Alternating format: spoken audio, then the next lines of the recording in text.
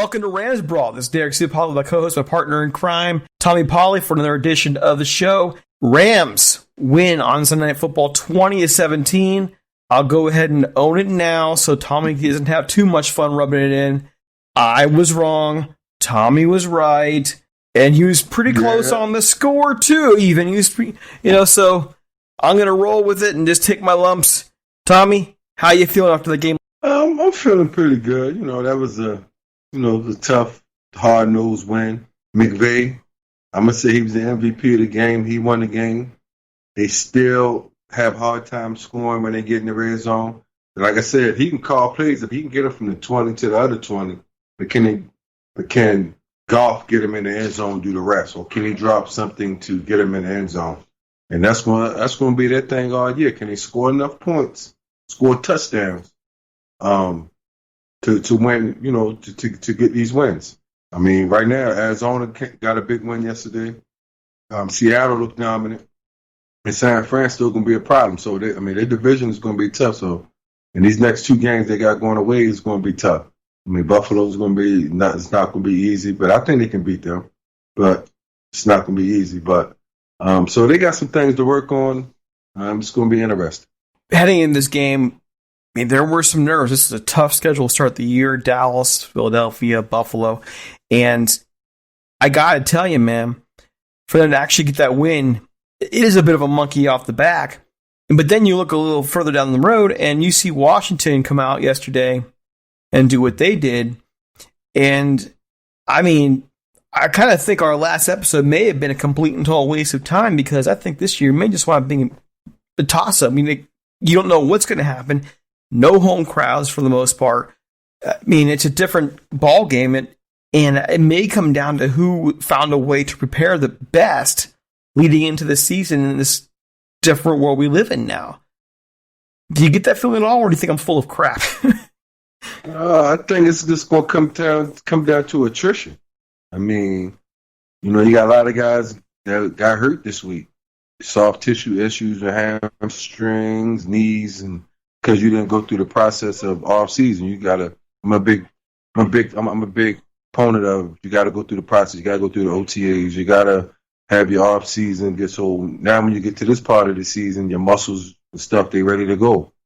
So I think it's going to be a battle of attrition. I mean, and then having most of I think all the coaches who were returning coach and player won the game.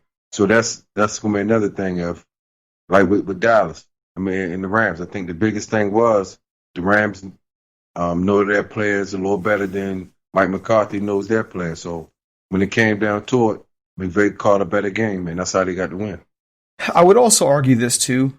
The Rams came ready. Like, the Rams were well prepared across the board. Dallas didn't look like they were horribly prepared. I just think the Rams played them well. I think they found that they heard the word on the street on what was going on in Cowboys camp. They came prepared, and they found a way for now. And this is what I want to ask you about. The first thing I want to ask you about, they found a way to deal with the fact that the Cowboys ran on them. Ezekiel Elliott, 5 yards to carry, 22 for 96. Teams are going to run the Rams. They found a way around it. For them moving forward, though, how do they keep that up? Because, I mean, that's still a concern for me. Oh, yeah, it's a great concern. I mean, watching the game, Micah Cobbs didn't impress me at all. I didn't hear 41's name at all game. So those two, and you knew they was going to run the ball. So, I'd expected those guys to be a little bit more active than what they were. They made some plays here and there, but Zeke averaged 5 yards a carry. That's not, as a linebacker, you got to take pride in that. And, I didn't do it, and they didn't do a good job. So, but they did get the win. Dallas didn't run the ball enough, but I think Dallas was rushed. You got the Rams just driving the ball, having the ball, the amount of time they had the ball possession. So they kept the Dallas off the field. So now when they get back on the field, Zeke running the ball, but they try and get in the end zone. So it was just like one of those games. I think McVay, that's what you're paying for. He really won the game. He really controlled the tempo of the game, keeping the Dallas off balance, getting first downs. And I just think it had Dallas a little bit off balance, a little rushing instead of sticking with the run, sticking with Zeke. Zeke should have got 25, 30 carries yesterday. So, like I said, I think McVay was a big reason of that. But the linebackers is going to be a problem. I mean, I feel that way. I give them one more week. After this, then they're going that waiver wire. Okay, well, just to lay some numbers out for you, because you said you didn't hear these names called. Jordan Fuller from the Ohio State University. Okay, 8 tackles. Micah Kaiser, 7 tackles in the game. 6 solo. Jalen Ramsey, 6. Troy Hill, 5. And then Kenny Young, 5. Those are your top 5 tacklers in the game for the Rams. So Kenny Young, you didn't hear his name called. He got 5 tackles, was in the top 5. Micah Kaiser was 7. So they were active. But you and I have talked about this before in reference to James Laurinaitis. James Laurinaitis was a tackling machine in terms of the numbers, but didn't equate, in your view, to good linebacker play. So what about the game that these two guys played for you was not impressive when they were still top 5 in tackles, for example? Well, I mean, they linebackers. They're supposed to make tackles. Mm-hmm. But I don't look at how many tackles they had. I look at how many tackles they're supposed to have. Now, I'm looking at, you say 7, I'm looking at Kaiser probably missed 3 or 4 tackles. I actually seen it. So that 7 supposed to turn to 11. Mm-hmm. I mean, so then Zeke averaged 5 yards a carry. I didn't really see Kenny what the other guy did, but I just didn't see him around the ball. I mean, at one point, I'm going to hear your name, like, oh, man, what a play. I just didn't see those plays consistent enough to look like Zeke was having his way. Like 5 yards a carry is 5 yards a carry. That means you ain't really doing much as a linebacker. And 7 tackles, I mean, that's solid, but that should have been 10-plus tackle game. Easy. Yeah, referencing that, on the other side of the football, the Cowboys had 3 guys with 10 tackles or more. Alden Smith with 11 tackles. He looked good for a guy who hadn't played in 5 years. He's on the opposing side, but he looked pretty freaking good. Jalen Smith, Darian Thompson also for the Cowboys. I think when this game got into the third quarter, though, and we're starting to see Zeke chip it away at that Rams defense, I'm thinking, oh, great, here we go. What did the Rams do, though, to find a way past that? And did that impress you enough to give you some hope for the rest of the year? I mean, they're a scrappy bunch. I mean, their coach is a scrappy type of dude. I mean, how he talks, his energy in the game. They're going to scrap. Ramsey, I mean, he's another guy. He's going to scrap. He's going to talk his talk. That one hit he put on Cooper, was a bone-crushing hit. So, then you know what you get from Aaron Donald. So, you got those 3 guys bringing energy. And, one time Aaron Donald beat 2 guys, ran over Zeke. He's amazing. So you got those 3 guys got a lot of energy, knowing they're going to make plays. Those guys can wreck a whole series. So that's what I think happened. Zeke, Aaron Donald take over series, stop the drive. And the same thing with Jalen. He made a couple stops. At the end, that was probably a controversial call. It was probably a bad call, but it was another bad call that the Dallas probably should have got when they put the hands to Goffey. So I think they even out. Yeah, and that was obvious too. Like, how did they get away with that? How did they not catch that? Blatant. Yeah, it was blatant, but he's not. Goff's not Tom Brady yet.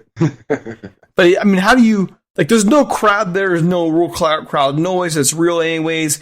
The officials looking right at him, and that's been my complaint in the last 2 or 3 years. Is how poor the officiating has been, and that could have cost them the game. I'm glad it didn't, but they should have seen that. It should have been called. It's frustrating to watch. It should have been. They should have called it. They missed it. But like that last call, that was a petty call too. Missed call. Or a call. They called it. Offensive pass interference. Which I didn't think was good. That's fair too. It was ticky-tack. It's fair.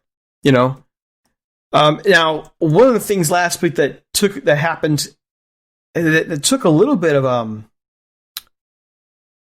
of let's just say talk into the weekend was this ESPN stats guy, ESPN analyst, who basically made the statement that based on their metrics, Aaron Donald was just average against the run. Average against the run. Yeah. That person was met by, shall I say, with criticism beyond belief. And I was one of them, actually. Okay, I just hammered this dude. I went back for seconds on him. Last night, Aaron Donald posts one of the highest PFF scores of the week. Number 3 at 91.7, including he was the highest graded run defender in the game yesterday. Where do you put Aaron Donald at this point? And how long can he keep this up, by the way? Because he's inching closer to 30, but it feels like he's been around since he's, for 15 years. He's that old? Don't seem that old. He's inching close, better. yep. He's getting better. His age, I don't see no quickness slowing down. His hands getting better. He loves his craft. I mean, he's more than dominant. I mean, I think he could do this for another 4 or 5 years easy. I don't see why not. I mean, he's a workout machine. The man works out half the day. So you don't have to worry about him sitting around getting fat. So I think his next couple of years it should be dominant like these last few years. And then as far as playing the run, I get what they're saying. Sometimes the Aaron Donald does get up the field a little bit too much. There's certain plays that you can influence him with, like you can run the trap on him a little bit. You can run the draw play on him because he gets up the field so much that you can do those certain plays. But last night they was trying to double run downhill. Those plays, then he can just read his keys and play through the double team or whatever you got to do. So yeah, he could play those runs. Now, like I said, the run plays that's a little different from him is when he gets up the field, they run a trap or they run a draw where he gets up the field and they can run underneath him. So those plays I was trying to run to beat him, and that's the play that you should run. But if you run a regular play downhill, lead, like he's too good. But I would also make the argument too that it's his job to penetrate. It's his job to get in there and stuff. Okay, it's not his job to stay in there in a world of inertia.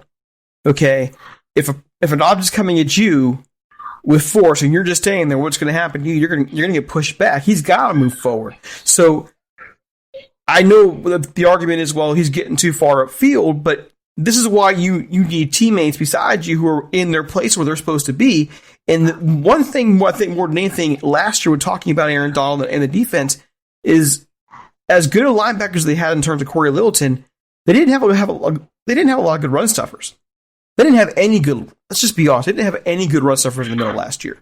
As far as linebackers, yeah, I mean they had guys who could pursue. Corey Littleton was great in pursuit. He made plays, but he wasn't a run stuffer. And there's a reason why Wade Phillips wasn't brought back either. As great a coach as he is, he had some games where he didn't scheme all that well. And so I think it's kind of ridiculous to pin this on Aaron Donald and say, well, hey, you are too far upfield. It's no, that's what teammates are there for. His job is to penetrate. His job is to create havoc in the backfield. And if he's just waiting there, he's going to get run over.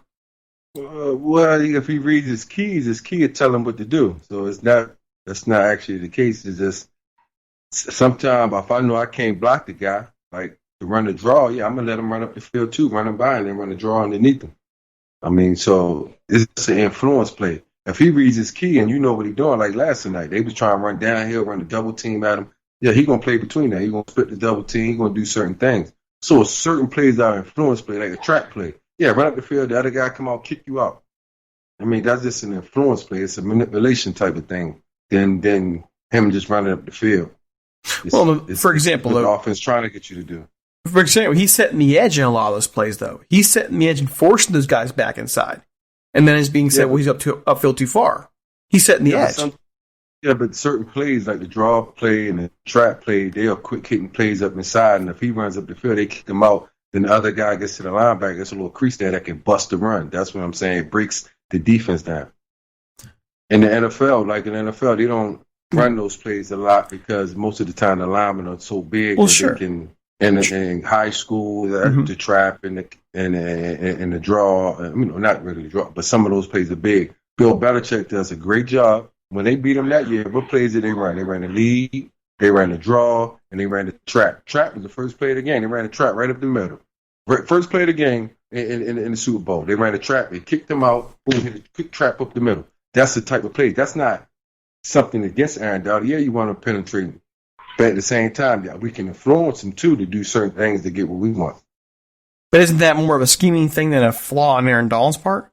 Yeah, it's a scheme thing. I'm not saying it's a flaw. Yeah. But you could tell him, dude, like when you see this, yeah, he can play. It's a way he could play it. Theoretically, he could play it and stop the play. But then you might take some aggressiveness out of him. Mm-hmm. So if they run it 2 or 3 times, yeah, he's gonna have to play the play. Then they're gonna keep running it. Yeah, I just look at it as there's got to be more to the defense in terms of providing support than just Aaron Donald. There's got to be guys there ready to go, and it's not just about Aaron Donald being out of position. No, it's just okay. Now you got Aaron Donald out of position. Then you ain't got Aaron Donald type players behind you too. So you got to worry about. You got to think about that too. You can't just think about Aaron Donald, but what about that dude back there that ain't that good? That need Aaron Donald to play that play a little better. So it all works hand in hand. I mean, also keeping on the defense from last night, though, how did that secondary do in your view? I thought they held up pretty tight. They held up pretty good considering the weapons that Dallas have. They play well, but all of them. Johnson played good. Ramsey, all of them played. I mean, you hold a team to 17 points. I mean, that's pretty solid. I also thought the quality of play overall for what I expected. I expected a slot fest. I expected hot garbage, quite frankly. I thought it was a pretty well played game considering where they were. Do you agree, disagree? What did you see in terms of the quality of play? I thought the offense played well. Overall, the quality of play was good. Again, Goff and McVay been working together for a few years now, so they pretty much know, how each other tick. So, I mean, that's good. And then on the other side with Dallas, I mean, for the most part, they got new coaches, but they brought their offensive coordinator, Kellen back. So some of the things are still the same. Some of the wordplay and stuff is still the same. But when you get down to it, I think McVay plays the call in better in certain situations than what they did. But like I said, it's a play here, there. That game could have won anyway. So, I mean, it was just a tough, hard-fought game, and I just think McVay controlled the game by himself. Why do you say it was McVay? Like, what did you see in the game plan? The play was called a misdirection, to having the team run sideline to sideline, then they run up the middle, just having you all balanced. Then how long did he have the ball? I think they won time of possession, right? Mm-hmm. So just having the ball, keeping them off the field, I mean, to me, he called a masterful game. My concern heading into this season, and I mentioned it last week, was the wide receivers being able to have the deep game. We didn't see a whole lot of that last night, but he still threw for 275 yards. They rushed for 150. Is it as much of a concern now when you see that kind of balance, or do you think it could be something that bites them down the line? I don't think Dallas played cover 2 basically all night, so they're not giving up the deep ball. They played a lot of too high, so they kept everything underneath. You only gonna give them what you can, what they're giving you. So they're giving them a lot of check down, short routes, stuff like that. So you got to take it and try to move the ball. It just wasn't there last night. Now when they play Buffalo put a little bit more man, so it's going to be a little bit more shots that you could take down, take deep. So it's going to be a little bit different challenge. And there you go. That's the thing. And I just want to point this out. When you look at film from last year, if you look at the games from last year, the Rams, when teams did what the Cowboys did in terms of shutting off the deep ball, the Rams offense sputtered. And sputtered a lot. I mean, more than any one of us expected. The Rams didn't put a whole bunch of points last night, but they very well could have. They weren't too far off of making some, a play here, play there. And they beat a team that, in my view, right now is more talented than they are. The Rams are the third youngest team in the league. I think it's a testament to the Rams, to that whole idea that Sean McVay is evolving. He is getting better as a coach. He is, the league played chess with him last year, and they countered him. Now he's countering the league back again. What does it say about him as a coach in the future? And what does it say about this club in the future? I know you're a big Sean McVay fan. What does it say about him? Because we've talked about another certain coach by the name of Mike Martz. And you have those feelings about Mike Martz. But these aren't as much of an offensive genius as Mike Martz was, these aren't the same men. But he don't lose the game. Like he plays a team game. Like, what I mean by that, like, he's gonna conserve the ball. He's gonna be conservative when it's time. When it's time to take shots, he'll take shots. I mean, he runs screens, he runs draws. I mean, he does everything in his power, like, to not mess it up for the offense. Mike used to go out there and pick six, sack, fumble. The quarterback got drilled. Oh, we got the. Yeah, some of the stuff did look good, but some of the stuff put the defense in tough spots. So that's what I think McVay is probably learning more of, is not put your defense in a bad spot where offense gets an easy score just because you turned the ball over where you could have just ran it or punted it or something like that. So, I mean, that's the stuff that I look at, not putting the team in harm's way, thinking about just your offense trying to score and stuff like that. Now, flipping around to the running game, you've been very opinionated about the running backs of the Rams. And how do you evaluate how they did last night? I mean, they was average. I mean, Malcolm Brown had a solid night. I mean, the line played well. I mean, the line blocked pretty darn good.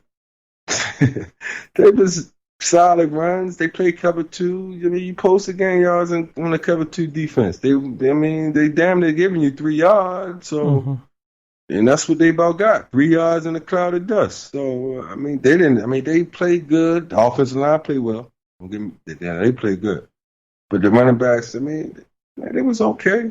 Sean McVay does a great job of scheming, man. That outside zone and all that jet motions and all that, man, that stuff ain't easy to play. You take your eye this way, they're getting angles on you on their blocks because you going this way and the play going this way. So there's a lot going on. So I think it's more of a scheme that got them boys a yard than talent. And Malcolm Brown, he ran hard though, but he always run hard. So that's not nothing new. But to me, it was still average. When they played Seattle and San Fran, nobody studying on Malcolm Brown. All right, and the difference between when we had Marshall Faulk was going to bust it and score. Can't make it. He can't make. He still don't like. He make people miss consistently. I don't see that. And then the breakaway speed ain't there. So when he do get in the open field, somebody's going to catch him. Both of them. So overall, you're just like, they're okay. They're serviceable, but you want that star back, right? You want that Marshall Faulk type player back in there, or a Gurley. I mean, when you had Gurley in there, a fresh Gurley, defense had to respect that. Gurley was going to bust it. He was going to score. He was going to make that safety and line somebody miss and score. They just don't have that guy. And when you don't have that guy, you can play that cover two vanilla defense on you and kind of contain your offense. That's going to be their problem.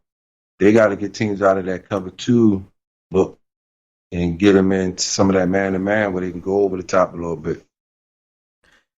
So I want to transition back over here to the defense last night. The big star of the game was not Jalen Ramsey, although we got a contract to talk about there. We got 2 of them to talk about now.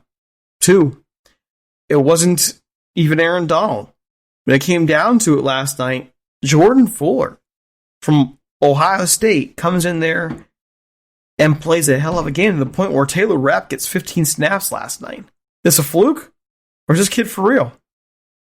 Well, I think it's for real. You come from Ohio State, you're more than ready. You've been playing first-round receivers for the last 3-4 years in practice every day, so the game shouldn't be a shock. You've been playing in big games every year. You done pay the pro receivers in practice, in the game. So, I mean, this is just normal business for you. He's from LA, right? Hometown kid. So I'm sure playing at home, playing in front of your family and friends, not being scared of the lights. No, I think he's from Jersey. I think Burgess is from California. I just think that with Fuller, you mentioned it. I think he kind of got through the cracks. Like Ohio State in the last 3 years, they've had player after player after player after player go, not just in the draft, but in the first round alone. That's a stat, and it blows my mind, by the way. I mean, I'm going to be critical in case you think I'm being a homer. It kind of ticks me off because I'm sitting there wondering how they didn't win another national title. To be honest with you, they were loaded. How did they not win another national title? So that stuff ain't easy, man. You got to go at.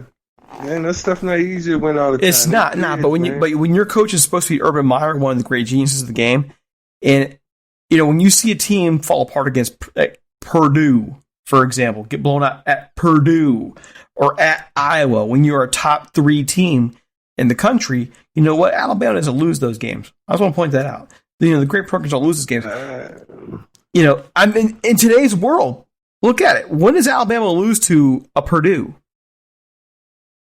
They might lose to somebody else in they might, division. They might, but not a Purdue. Can't point that out. But anyway, I'm saying that though because I don't want you to think I'm just being a homer. Jordan Fuller, that roster's low with talent, and even that secondary. Sean Wade just announced today for Ohio State he's going pro. There's a second Buckeye already who's saying, we're not going to wait around for a prospective Big Ten season. I'm just going to go ahead and go pro. I'm doing the draft now. And so I'm wondering if he just slipped through the cracks. I saw his NFL.com draft profile had him as potential backup in the league. And I'm hoping this feeling is right. I'm hoping they got a steal here. Because if they did, we'll see. I don't think he ran fast. I think that was his biggest thing. Can he run? I think he might be a 4'5", 4'6" guy. So I think that was the main issue. But he was a team captain at Ohio State. That's big in itself. So the scouts really liked him. He said the scouts jumping down on pounding on the desk to get him. So he got a big upside. He just got to continue to get better every week. Because next week it's another dog. It ain't Bowling Green you playing or Purdue. But the thing too with him, I can't tell you, I do remember about him being Ohio State was he tended to disappear in games, but that might not be the real issue because honestly, when you're playing Ohio State and you got a different guy stepping up every week, it would be pretty easy to disappear in a game. Well, what did he play? Free safety, right? Yeah, he's out there at safety. And free safety? Yeah, but they have Chase Young on the line alongside another, and they had a great defensive line there. Right. Across the board. How many plays you probably playing snaps you play in a game? Maybe 50, 60 most. Yeah. Ohio State not playing a lot of plays on defense because they play good defense. So I just think his speed was the biggest issue. And he playing free safety. Can he cover and all that other stuff coming to play? And I would like to see it. I would like to see how well he does down the line because if anything, if worse comes to worse and he winds up being a solid backup for Rapp and Johnson, given the money they spent last week, I don't know that Johnson's there long term at safety. John Johnson might be gone very soon. And that reminds me. Can Rapp cover? That's the big question because he only played 15 snaps last night for a reason. But could he cover last year? I thought he was just in the box safety last year. He was kind of all over the place. He filled in well. He filled in well when Johnson went down. But let's just be honest. That secondary got exposed a few times last year as well. And it wasn't a lot of people pinned the blame on Ramsey, but it wasn't all Ramsey adjusting last year. There were other issues in that secondary. So, well, I think they improved this with Burgess and that kid there. They did. And how do you improve when a possible future Hall of Famer is released from your club and they're How do you improve? Well, I didn't like Aguero. I never believed in Aguero. I still don't. I don't understand why people talk good about Aguero. But hey, that's just my opinion. Well, why? I mean, that's the point of having the show. What was your problem in terms of Eric Weddle's performance in the field? I never seen what he did. Every time I used to watch him play, he'll make a play every now and again. But when it got thick in his time, and it's really time, you really got to make these plays right here. They coming at you. I just didn't see him do it. Like, I mean, he's sure he used to make plays. He knew what he was doing. He used to anticipate plays here and there. But I seen Ed Reed play. I played with Ed Reed. Ed Reed really ran over there. I seen Palomalu go really run over there, take the ball, intercept, and run the whole. He was average. And he was. So the standard's been set for you, then, is what you're saying. Yeah, I didn't seen it. So when I see this guy right here, I mean, making plays every here there, but all right. So when it's time, they going at him. That's how I look at it. It's time. I mean, that's fair. That's fair. But I do want to get you on record about these two contracts that went down. Okay, we mentioned before Jalen Ramsey gets big money. Okay, and now right after that, Cooper Kupp gets big money, $16 million a year extension. The Rams just cleared out a bunch of cap space. Entering this offseason, they took their medicine and then they go invest themselves deeper with two younger players in the roster. How do you feel about these two signings now combined, especially in relation to Cooper Kupp? Man, pay that man. Pay them people their money. That's what they earn. It don't matter if you got going to hold in. That's Walmart we talking about. Man, who ain't got the money? Pay them people their money. That's what I said. It don't matter how much it costs. Pay them. They saved money on the cap this year by paying Ramsey. This year they saved a couple million on the cap. So pay the people their money. If they don't play well, then you cut them. Listen, I'm not arguing against signing them in that respect. Of course, if you got the money, talking about in terms of caponomics. Okay, caponomics. In terms of what you do in terms of dead money down the line, is this smart for them? Rams don't care about no cap. Obviously the Rams don't care about no cap. They told you that a couple years when they just did a couple years with Gurley and the receivers. They don't care about no cap. They try and win. They try and win, man. You try and win and keep your players happy. You just said something key. You just said something really key because we just had this debate too. They're trying to win. Yeah. How does it feel to see this team trying to win? For you, man, that's why I rock with them. They see their players. Oh, y'all guys, we paid. Simple. When I was here, when Torrey Hill tried to give his money, they act like they didn't want to give him his money. Mm-hmm. Orlando Pace tried to get his money. He had to hold out 3 straight camps. They didn't want to give him his money. I mean, it's like you sitting there like, yo, they laid it all on the line. They made plays. They won big games, and y'all ain't trying to give them the money. Don't make no sense to me. It don't make no sense. And then tell you shouldn't be y'all shouldn't be playing for the money, huh? Well, what do you play for then? It's confusing. I mean, it's your job, right? That's your business of employment, right? That was some Mike Mark bull crap, man. Trying to brainwash you and some don't be thinking about the money so they can. Don't pay you the money. This is amazing. But hey, pay them people their money. Cooper Kupp done enough. Jalen Ramsey done enough. What's the problem? Okay. So, I hate to point this out, and I know months later you got some good explanations on this, but when we talked about receivers months ago, you were hard on this group, and now you're defending Cooper Kupp making $16 million a year. Yeah, that doesn't mean when the playoffs come, the defense ain't going lock this shit up, man. We ain't got to double that. That don't mean I don't think that. He put up numbers. He should get paid. Is he worth the $16 million a year with his toolbox? That's a question.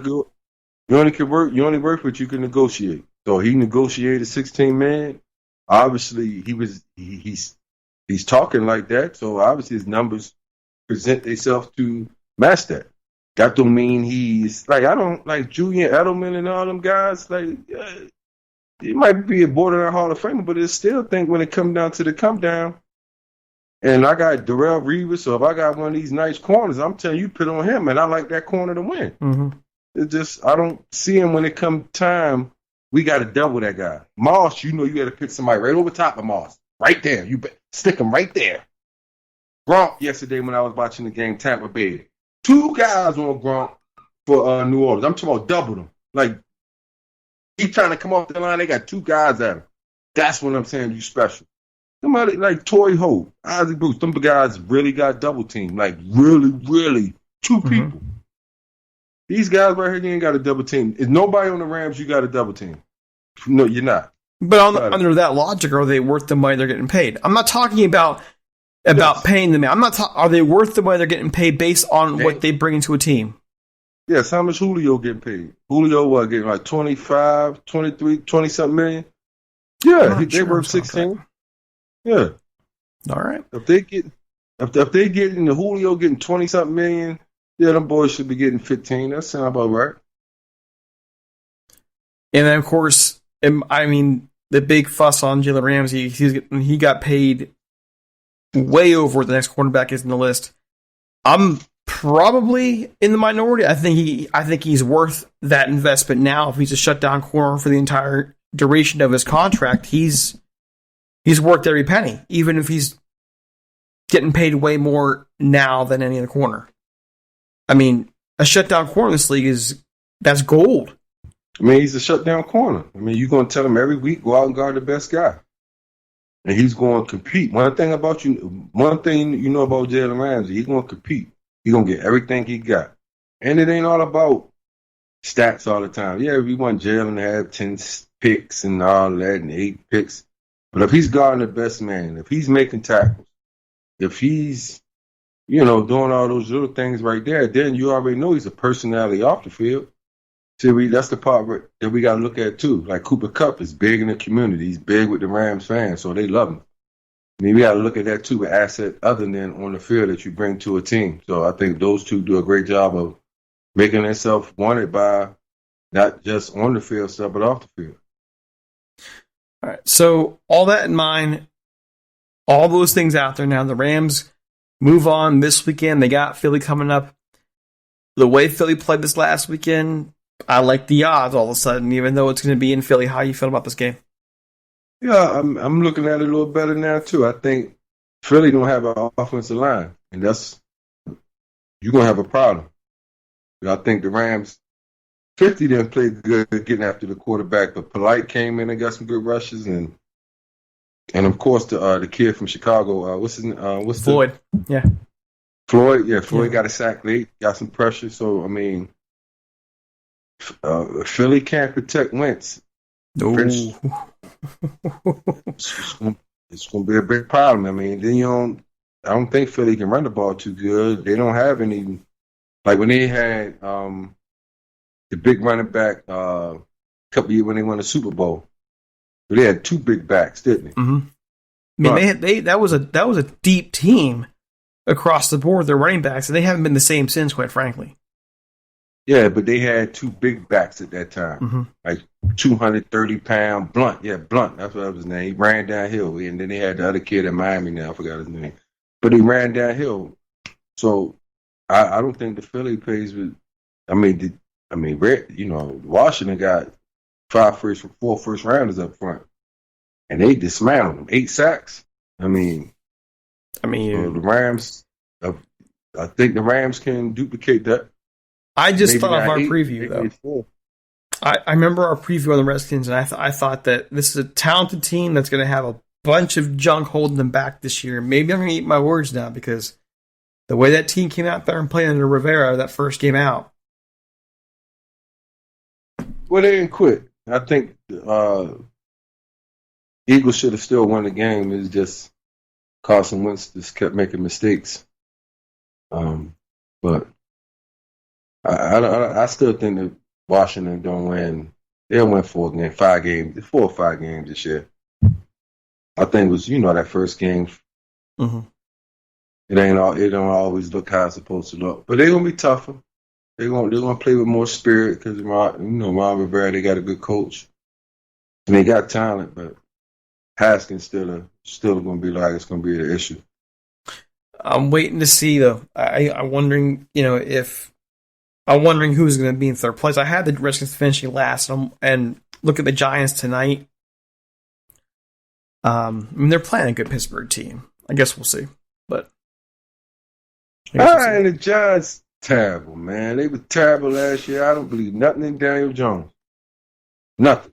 I don't believe nothing in Daniel Jones. Nothing. Even though they got him help. Oh, okay. He need help. Daniel Jones needs some help. Like, he need help himself. He need to help himself. He can bring 3 Marshalls around there. What that's going to do? I don't like Daniel Jones. Fair enough. All that was relationship. That's my guy. I pick him. Okay, that's your guy. Come on. Don't get me started. I mean, the Giants. When that Giants game comes in a couple of weeks, I guess I'm going to have to get started then. All right, so any closing thoughts, though, on last night and where the Rams are heading from this point forward?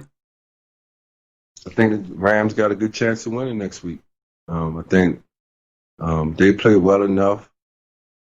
I mean, they're going to be a tough out. But between Ramsey, Donald, and McVay, the energy that they bring, the competitive spirit, I think it runs through the whole team, and they're going to be a tough out no matter where they play it.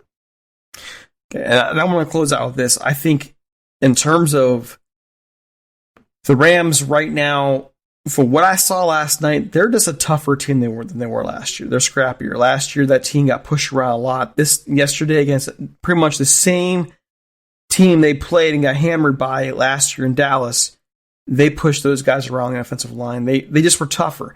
And we talked about how the 49ers are built to beat the Rams. My big concern was that front seven for the 49ers being able to push around the Rams' offensive line. I'm not so sure. The way those guys came out there at least gave Dallas problems. I think there's more hope there for the Rams in their future this year than I thought there was before. And by the way, Goff played a lot better too. He did a lot better under pressure. And that's all we were hoping for. Just keep seeing him getting better as a quarterback. And I think we saw some of that in week 1. Those are my thoughts on that. So, Tommy, let people know where they can find you, your podcast, because you got more than one now. You got more than one. You got us, and then you got your show. Yeah, you can find me at tpolley29 on Twitter, and I got Players Talk Live podcast. This week we got a freshman quarterback, Casey. What is the goddamn name is? We got a kid, freshman quarterback, Jaden Casey. That's what we got. We got Jaden Casey talking on the show this week. He's talking about his freshman year, what he's going through, trying to get better, just his daily routine at school and things like that. So it's a little interesting. So that's it, folks. We'll see you after the game this upcoming week. Rams got Philly. Here we go. We're out here.